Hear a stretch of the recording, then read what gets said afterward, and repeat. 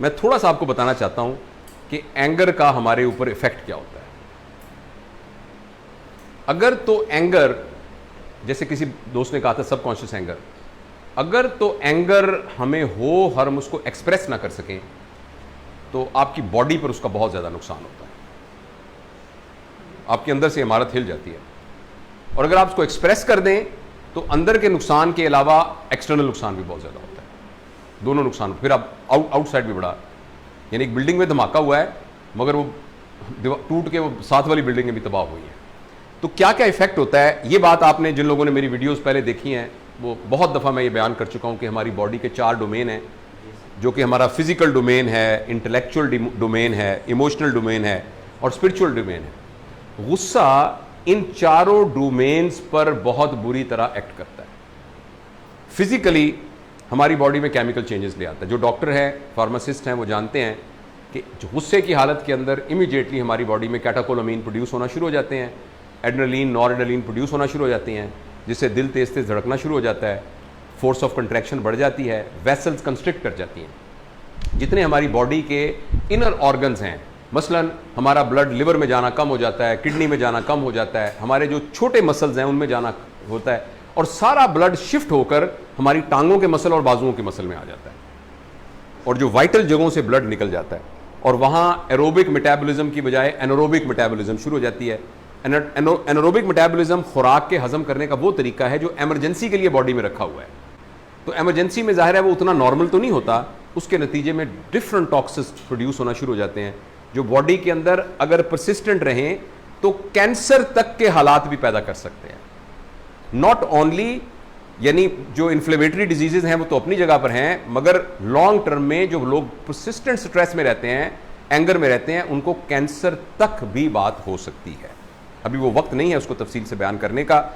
तो chemical changes आ जाती हैं, जिसको टेक्निकली हम ये कहते हैं पसीना आता है, दिल धड़कता है, ब्लड प्रेशर रहता है उनको ज़्यादा, और उनकी अंतड़ियों की मोटिलिटी बढ़ जाती है। इसीलिए आपने देखा होगा जो लोग बहुत गुस्से में उनको डायरिया होना शुरू हो जाता है। और एक बीमारी होती है इरिटेबल बाउल सिंड्रोम, अक्सर वो साइकोलॉजिकल बेसिस उसकी होती है। हाथों में ट्रेमर आने शुरू हो जाते हैं, कमर का दर्द हमेशा। आप किसी भी स्ट्रेस वाले बंदे से पूछें क्या तकलीफ, कहता है या बड़ा दर्द, कंधों में बड़ा दर्द, बैक एक। बहुत सारे पेशेंट जो आते हैं वो स्ट्रेस होता है उनको सिर्फ, तो लो बैक एक और ये वाली जो पेन है ये बड़ा कॉमन फीचर है। और गर्दन स्टिफ मैंने आपको, अब आप देखिए एक आदमी हो जिसको ये सारा कुछ होता हो, उसका कैसा दिन गुजर रहा होगा, उसकी फिजिकल हालत क्या होगी। डायरिया उसको लगा हुआ हो, पट्टे उसके खिंचे हुए हो, ऑफ कोर्स स्लीप डिसऑर्डर, रात को सही नींद ना आती हो। और ये किस लिए हो रहा है, वो बाबा जी आए हुए हैं सर के ऊपर, जो मैंने आपको बताया, खुद तो उसका कोई कसूर भी नहीं है। अच्छा, इसी तरीके से जो इंटेलेक्ट है उस पर भी बहुत इफेक्ट होता है। गुस्से की हालत में इंटेलेक्ट में क्या हो जाता है कि हमारी थॉट्स क्लाउडी हो जाती हैं। गाड़ी का शीशा आप देखें ना, उस पर क्लाउड्स, वो क्लाउडी हो जाए तो आपको बाहर नजर ही कुछ नहीं आता। तो हम सही बुरे की पहचान ही खत्म कर देते हैं, हमें पता ही नहीं चलता कि एक्चुअल फैक्ट क्या है और मैंने उसको क्रिटिकली एनालाइज कैसे करना है, वो पता ही नहीं चलता। और शटिंग ऑफ, इसका वही मतलब है, कॉग्निशन का मतलब होता है ये जहानत, या जिसे अकल कह लें, तो अकल का दरवाजा बंद हो जाता है। और लैक ऑफ कंसंट्रेशन, आप कंसंट्रेट नहीं कर सकते। देखिए जिंदगी में जो भी आपने खूबसूरत काम करना है उसके लिए आपको कंसंट्रेट करना पड़ता है और फोकस करना पड़ता है। लेकिन आप देखिए, आप गुस्से की हालत में हो और आपने उसी में कोई आर्टिकल लिखना है, आप नहीं लिख सकते। आप अपने मरीज देख रहे हैं तो आप गुस्से की हालत में मरीजों को सही फोकस नहीं कर सकते। आप खाना पका रही हैं, आप खाना नहीं पका सकते उस वक्त। घर का कोई काम करना है, घर का काम नहीं कर सकते। अपने रिलेशनशिप में आप नहीं रह सकते, रिलेशनशिप के अंदर आप गड़बड़ में चले जाएंगे।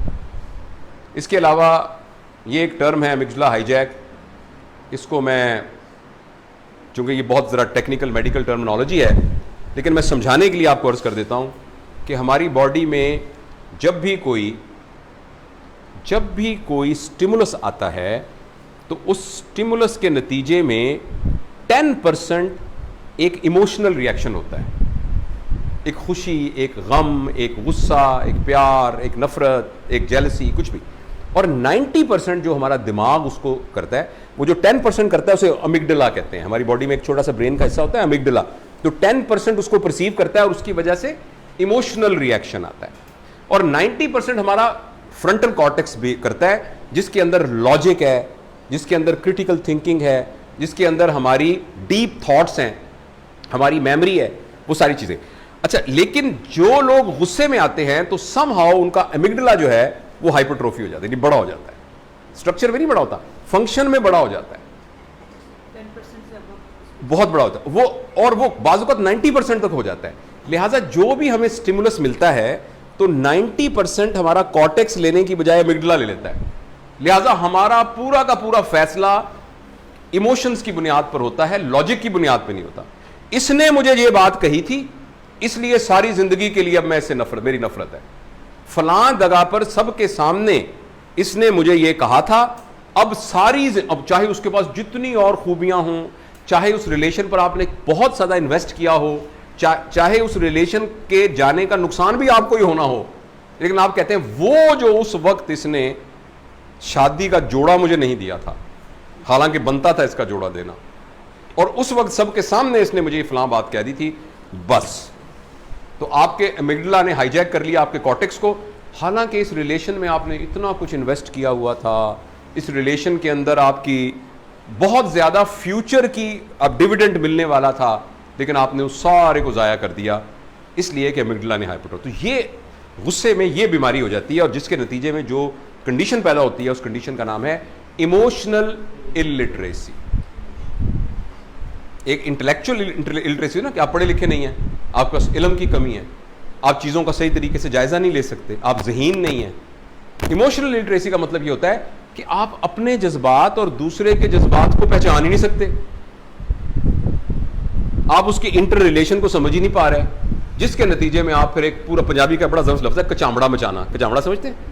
वो लूडो खेलते थे ना, तो वो एक बंदा को नहीं तो यूं हाथ का नाम कचामड़ा मचा दिया, यानी कोई गोटी इधर कर दी, गोटी।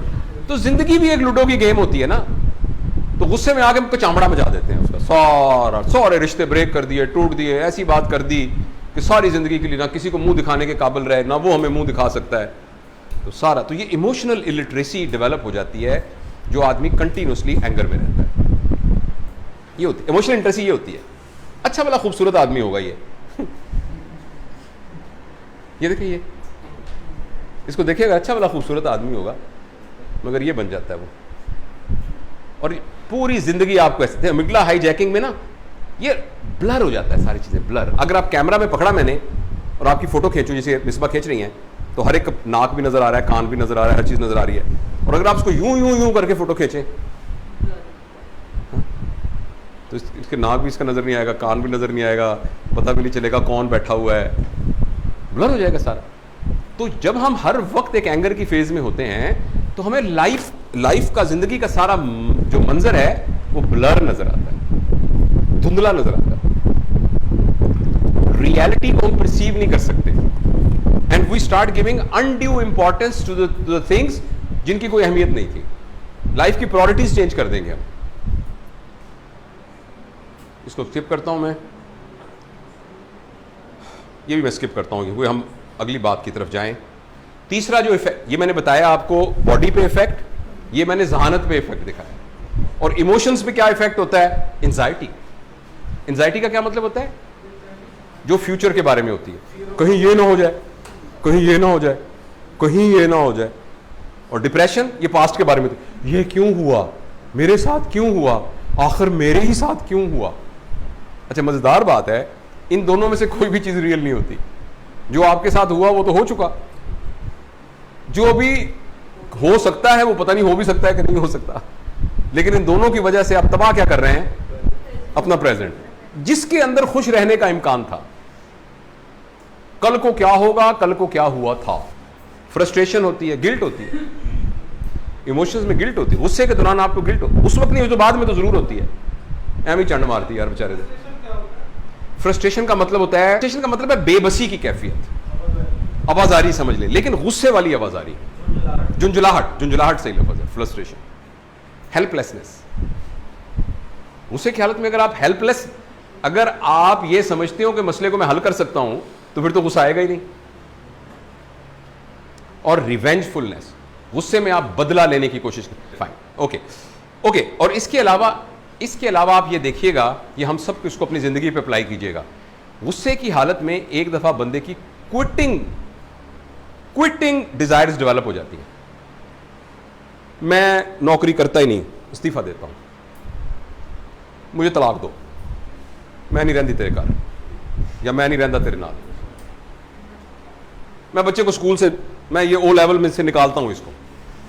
क्विटिंग डिजायर, फ्रस्ट्रेशन के अंदर आदमी बेबस जब होता है, और जब भी कोई बंदा क्विटिंग डिजायर में आता है ना, ये बहुत साइकेट्रिस्ट जानते हैं इस बात, बहुत खतरनाक बात है। जब भी कोई खातून का, जेन्युइन रीजंस की बात नहीं कर रहा मैं, जब फ्रस्ट्रेशन की हालत में जब भी कोई बंदा क्विट करने के बारे में सोच रहा होता है, तो आपको पता है क्विट करने की आखिरी स्टेज क्या होती है? मैं ये नौकरी करता ही नहीं हूं, मैं ये रिलेशन में रहता ही नहीं हूं, मैं इस मुल्क में रहता ही नहीं हूं, मैं इस दुनिया में नहीं रहता। Suicide is actually the extreme quitting desire. इसलिए जब भी हमारे दिल में क्विटिंग डिजायर आए, तो आप याद रखिएगा आपने सुसाइड वाली पौड़ी पर पैर रख दिया पहला। अब देखिए कितनी खौफनाक बातें हैं सारी। बॉडी आपकी फिजिकली गुस्से में तबाह हो जाती है, इंटेलेक्ट आपका बिल्कुल तबाह हो जाता है, इमोशंस आपके यहां इस तरह आपको एक अजीब कचामड़ा मचा देते हैं आपको। और फिर स्पिरिचुअलिटी, चौथा, स्पिरिचुअलिटी क्या होती है? Your purpose of life. जब भी आप एंगर में होते हैं, आप अपने पर्पस ऑफ लाइफ स्विफ्ट कर देते हैं। अब ये सारे चोरी करते हैं, तो मैं भी करता हूं चोरी, ऐसी की तैसी। सारी दुनिया ड्रग कंपनियों के साथ से करती है, मैं भी लवा भी, मेरे भी एसी लगवा के दे इधर, मैं डॉक्टरों के अपने साथ हूं, सारे जो किए जा रहे हैं। तो आपका पर्पस ऑफ लाइफ एकदम नीचे गिर जाता है। आपका जो पर्पस ऑफ लाइफ है, लाइफ में नीचे चल जाता है। आपको हलाल हराम की तमीज खत्म हो जाती है, अच्छे बुरे की पहचान खत्म हो जाती है। आपको पता नहीं चल रहा होता कि हराम आपके मुंह में जा रहा है या हलाल रिज़्क मुंह में जा रहा है, सारा निकल जाता है। आपको पता नहीं होता, बच्चे करते नहीं है, पता होता सारा दिन हराम उनको खिला रहे हैं हम, तो बच्चों को कैसे तरबियत? तो स्पिरिचुअलिटी बंदे की डाउन हो जाती है, पर्पस ऑफ लाइफ नीचे हो जाता है। और ये सारे एंग्री लोग ही हैं जो क्राइम्स के अंदर मुब्तला होते हैं। स्पिरिचुअलिटी का मतलब सिर्फ मजहबी प्रैक्टिस नहीं है, इसका मतलब आपके पर्पस ऑफ लाइफ का नीचे आना भी। आप जिंदा क्यों हैं? देखना, मैं आज मैं सुबह उठा हूं, तकरीबन 30 लाख बंदे दुनिया के, 13 लाख बंदे दुनिया के अंदर रात को सोए थे, आज नहीं उठे। मैं क्यों उठा हूं? आज मैं क्यों जिंदा हूं? मेरा क्या मकसद है जिंदगी का? तो एंगर में आदमी अपना पर्पस लूज कर देता है, उसको पता नहीं होता मैं किस लिए जिंदा हूं। ये जो बात थी ना, इनवर्ड जो एंगर है वो फिजिकल इफेक्ट कॉज करता है, और आउटवर्ड वो एग्रेशन कॉज करता है। अंदर से आपकी फिजिक, आपकी इंटेलेक्ट, आपके इमोशंस और आपकी स्पिरिचुअलिटी को डिस्ट्रॉय कर देता है, और बाहर फिर आपको पूरे एनवायरनमेंट को खराब कर देता है। आप अंदाजा लगाएं, किसी के घर में उसका खामद हो और वो बहुत एंग्री हो, किसी घर में कोई और एल्डर हो, किसी घर में एक बच्चा हो, किसी का बॉस हो, किसी का एक जूनियर हो जो बहुत एंग्री हो, क्या एक पूरे एनवायरनमेंट के अंदर एक फसाद मचा होता है। और फर्ज करें वो आप हो, तो देखें तो सही कि लोगों की जिंदगियों के अंदर आप क्या कर रहे हैं, क्या मेस क्रिएट कर रहे हैं आप लोगों की लाइफ के अंदर, और पूरी एक डिसहार्मनी क्रिएट कर रहे हैं।